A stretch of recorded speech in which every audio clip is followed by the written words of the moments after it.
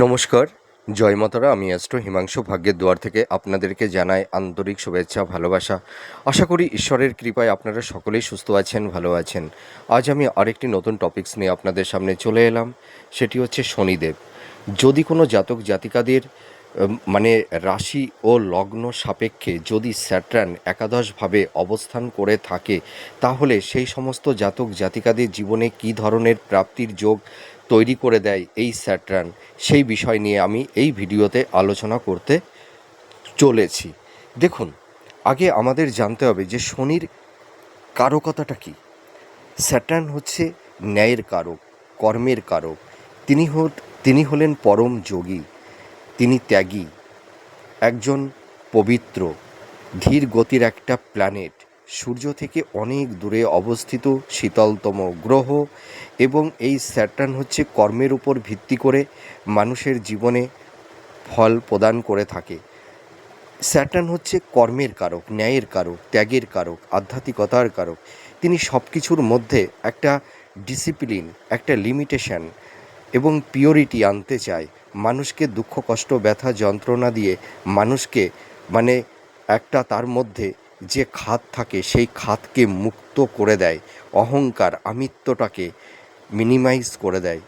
তো স্যাটার্ন হচ্ছে যে যে প্রথম জীবনে মানুষের নানা রকমের দুঃখ কষ্ট ব্যথা যন্ত্রণা দিয়ে তার নিজের আত্মার স্বরূপকে চিনতে শেখায়, জানতে শেখায়, পারিপার্শ্বিক পরিবেশ পরিস্থিতিকে চিনতে শেখায়, জানতে শেখায়।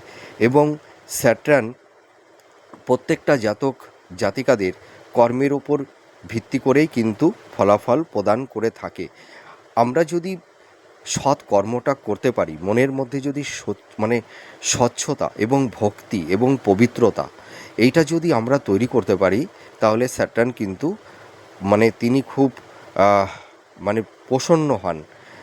এবং স্যাটার্ন প্রত্যেকটা জাতক জাতিকাদের কঠিন পরিবেশ পরিস্থিতির মধ্যে ফেলে দিয়ে তাদেরকে তার নিজের জীবন সত্তা স্বরূপকে চিনতে শেখায়।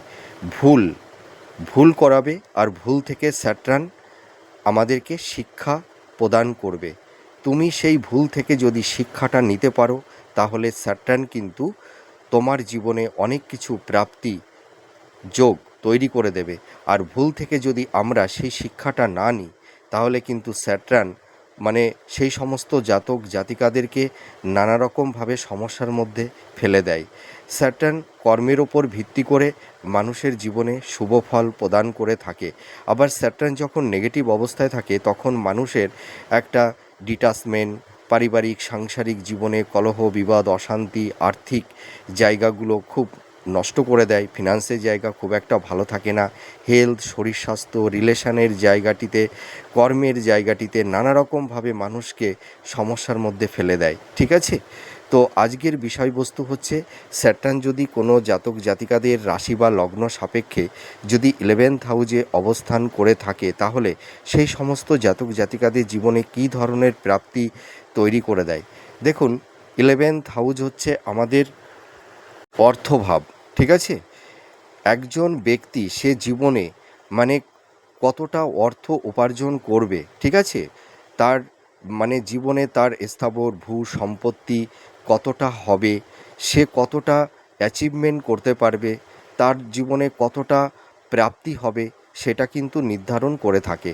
তো 11th হাউজে যখন স্যাটার্ন অবস্থান করে, তখন সেই সমস্ত জাতক জাতিকাদের প্রচুর আর্থিক শ্রীবৃদ্ধি ঘটায়, অনেক কিছু প্রাপ্তির যোগ তৈরি করে দেয়।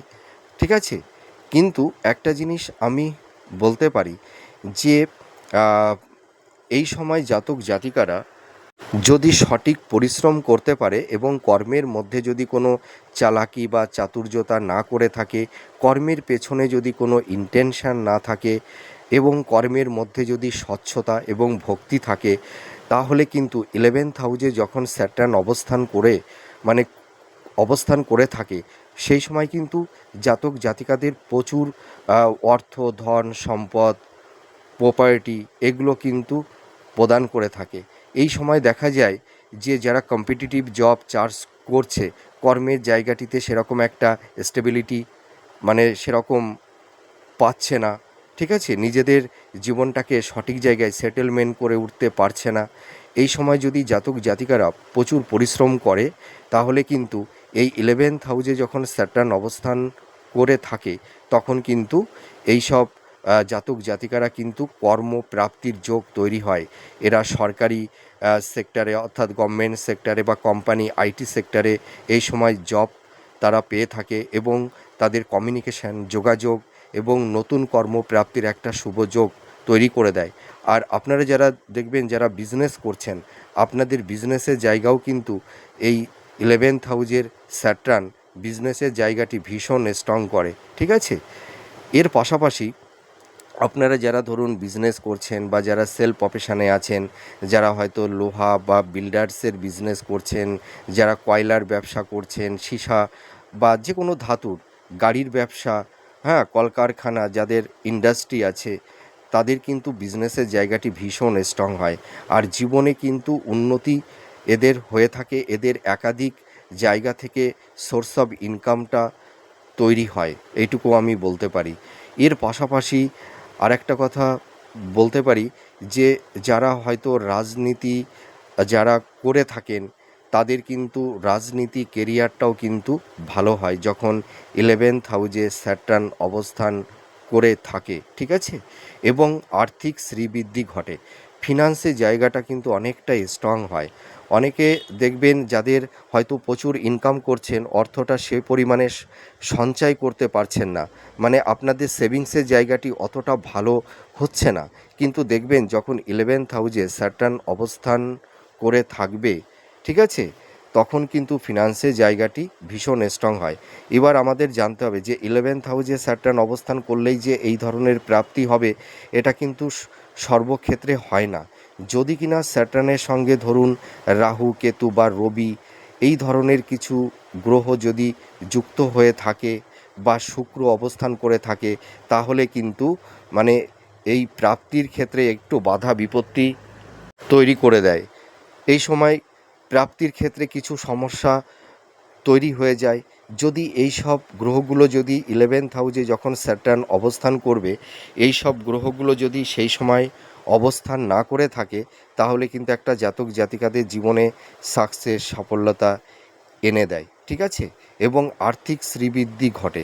এই সময় দেখবেন যারা হয়তো মানে ধরুন ইনভেস্টমেন্টের কাজ করছেন, যারা প্রোমোটিংয়ের বিজনেস করছেন, হ্যাঁ, যারা হয়তো ঠিকাদারি বা কন্ট্রাক্টারির বিজনেস যারা করছেন, ঠিক আছে, বা ল্যান্ড প্রপার্টি, এই ধরনের প্রফেশনের ক্ষেত্রে কিন্তু আহ, মানে স্যাটার্ন খুব শুভ ফল প্রদান করে থাকে।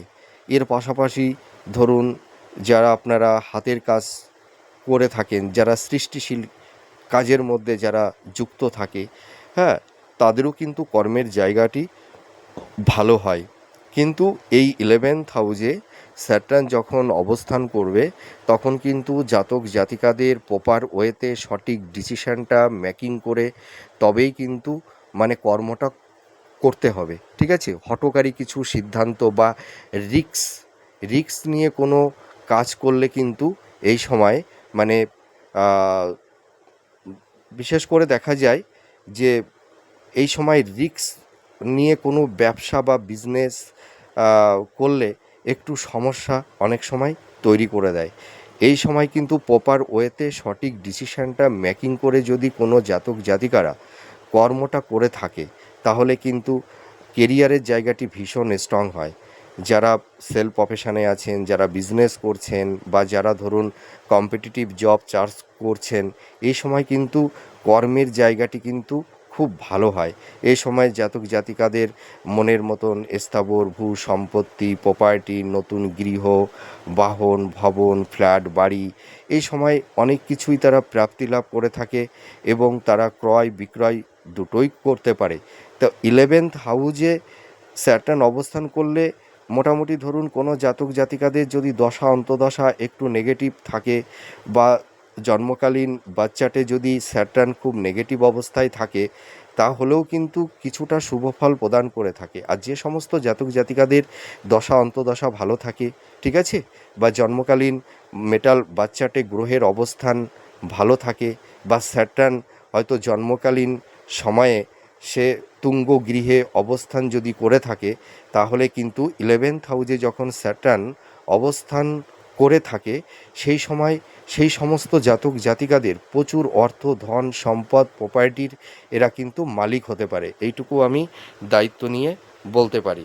তো যাদের হয়তো স্যাটার্ন খুব নেগেটিভ অবস্থায় আছে, আপনাদের কর্ম, কেরিয়ার, আপনাদের প্রফেশনের জায়গাগুলো খুব একটা ভালো নেই, স্যাটার্ন যখন নেগেটিভ অবস্থায় থাকে দেখবেন মানুষের ধার দেনার মধ্যে জড়িয়ে পড়ে, হেলথ, শরীর স্বাস্থ্য খুব একটা ভালো যায় না, পারিবারিক জীবনে কলহ, বিবাদ, অশান্তি, দাম্পত্য জীবনে স্বামী স্ত্রীর মধ্যে একটা মানে কমপ্লিট আর্গুমেন্ট, ঠিক আছে, ডিফারেন্স অফ ওপিনিয়নের কারণে একটা টক্সিক পরিবেশ পরিস্থিতি তৈরি হয়ে যায়, প্রচুর ধার দেনার মধ্যে জড়িয়ে যায়, ঠিক আছে, পারিবারিক সাংসারিক জীবনে সেরকম একটা সুখ শান্তি থাকে না, কর্মে জায়গাটি খুব একটা ভালো থাকে না, প্রচুর অর্থহানি, অর্থ নষ্ট হয়ে যায়, ঠিক আছে। তাছাড়া দেখবেন এই সময় কর্মের জায়গাটিতে কোনো ধারাবাহিকতাটা থাকবে না, আপস অ্যান্ড ডাউনের মধ্যে দিয়ে যেতে হবে। সেই সময় জাতক জাতিকাদেরকে যে পরিমাণ ইনকাম করবে তার পাশাপাশি দেখবেন মানে যা ইনকাম হবে তার থেকে ব্যয়টা, এক্সপেন্সটা বেড়ে যাবে, ঠিক আছে, এবং একটু চোট আঘাত, অ্যাক্সিডেন্ট, দুর্ঘটনা এই ধরনেরও কিন্তু সমস্যা তৈরি করে দেয় যখন স্যাটার্ন নেগেটিভ অবস্থায় থাকে।